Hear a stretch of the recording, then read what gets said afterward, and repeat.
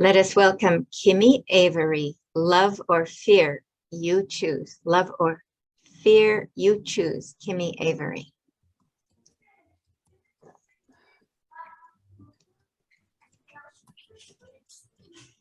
Love or fear? Love or fear? We are always coming from either one of those places.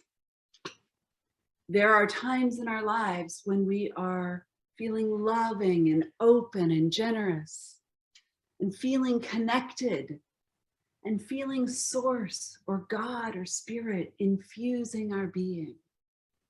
And then there are times that we're coming from our ego mind and we're angry and bitter and filled with judgment and hate and vengeance.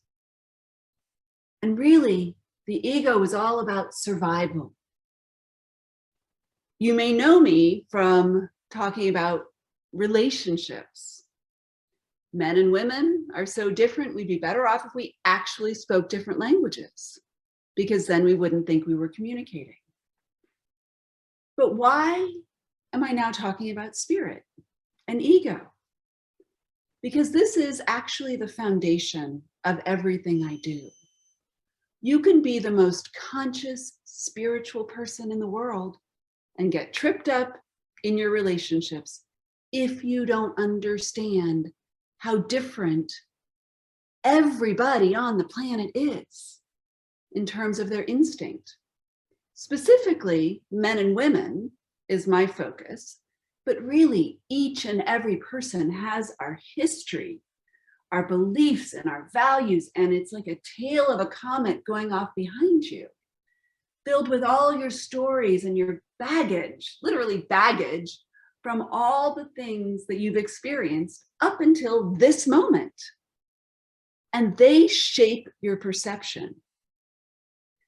And that's not the truth. It feels like the truth, but it's not the truth. It's all about survival. And when we understand the differences, we can get back to being loving.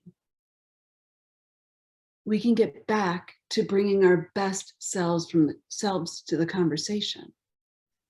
I know many spiritual teachers who have a hard time keeping a relationship alive.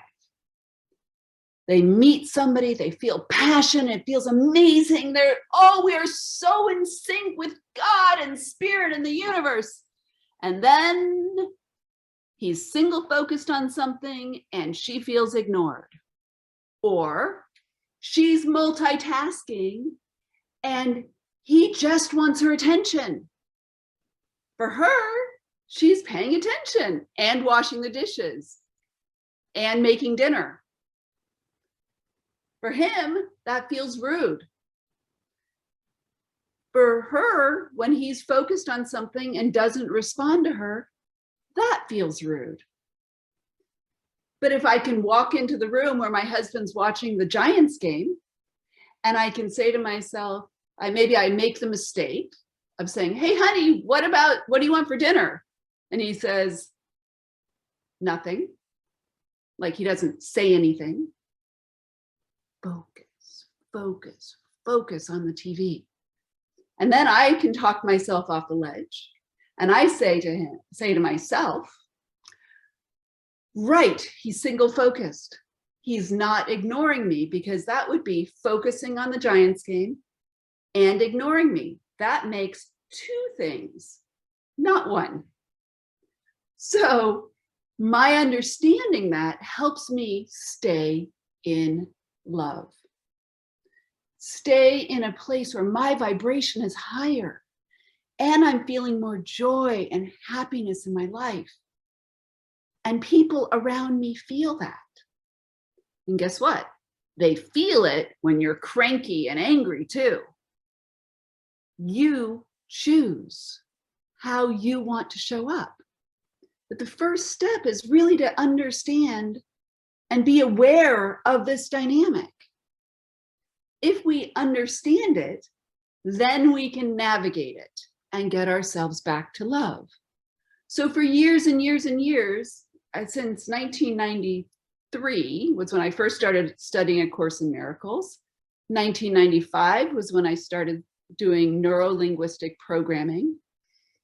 And then in 2005 was when I started studying about the masculine and feminine dynamic. And it was like the puzzle came together for me.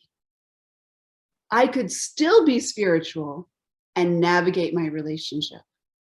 That changed everything. It's made it possible for me to meet and marry my husband and stay married.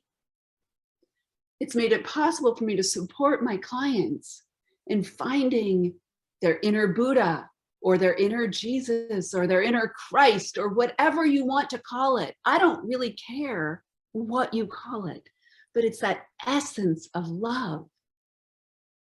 You could just call it love. And when we have that opportunity to come back to this place, then we have an opportunity to uplift the people around us. So I've started coaching for years.